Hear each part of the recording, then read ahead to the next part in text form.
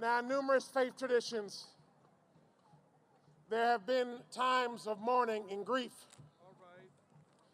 And tonight, we have folk with us from the Ethical Humanist Society who understand that in this moment, while we are pressing forward, we are also grieving the egregious behavior towards young people of color across this country.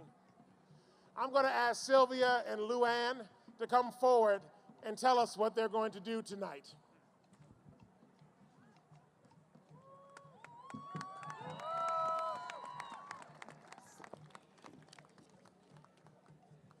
It's really cold, and I'm watching people out here shiver, and we might ask why we're going to shave our heads. And this is my statement of solidarity. I shave my head as an act of resistance and mourning. My shaved head communicates the anguish I feel when I see the inequities of wealth and poverty, the racism and the militarism that's devastating so many lives. I'm just an ordinary person, but when I wake up in the morning missing my head of hair, yeah, I'm a little uncomfortable, but I'm thinking about Eric Garner's wife and children who are forever devastated. The absence of my hair reminds me that I have a responsibility to stand with this beloved community, to push back against our so-called justice system that ensures one kind of justice for people of my race and my class and metes out an entirely different consequence if the person is black. As a privileged white woman, I've never had to worry that I might be shot dead by police, whether I'm crossing the street or caught stealing. I know I will not be sought by police, arrested, or imprisoned for using, buying, or selling drugs. In fact, I know that when I was falsely charged with theft, I fought for justice and won. I shaved my head to claim my power, to stop going along and accepting this brutal, unfair system, and to commit myself to working with you for a change that was written in our Constitution so long ago. Justice for all, justice for every single person.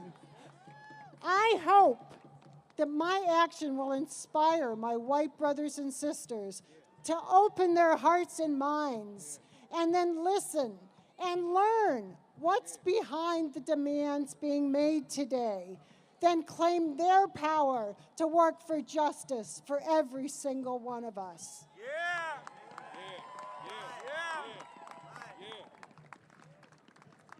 Hello, everybody, and thank you for staying with this cold afternoon. And so, my name's Sylvia. Luann and I did shave our heads a little while ago, and we're going to do it again tonight with Carol and Joe Clay. And any one of you who wants to come up and have your head shaved too, as an expression of your anger, your outrage, and your grief at what is happening. My statement is, first of all, Black Lives Matter. Black and brown lives matter. Too many people, for far too long, have acted as if only white lives matter. On the morning of December 10th, 2014, I awoke. This was a day after the torture report came out from the Senate in Washington. I was just overcome with anger and outrage and shame.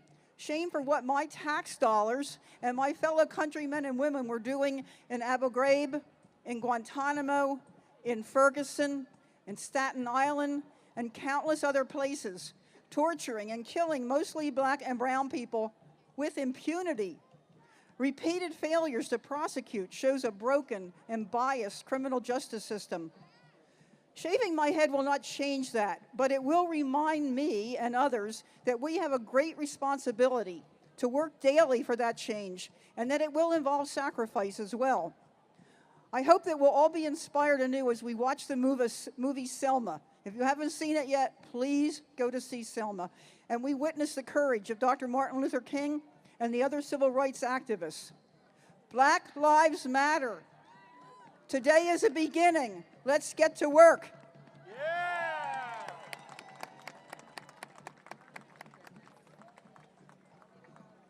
Hi, I'm Joe Clay. I have a black son and a black grandson. Today I'm getting my hair shaved off to remind me that they do not have the privilege of being white in this society. My name is Carol Clay. I have 6 children, and they are the light of my life. One of my sons and his family are black. I see and they see the difference between the lives we lead every single day. I am often fearful for him. The pain I feel at the deaths of so many young black men is not enough. My cut hair is a sign of mourning, but most important, it is a sign that I stand with you, and I commit to working with all of you so that we can create change for our children.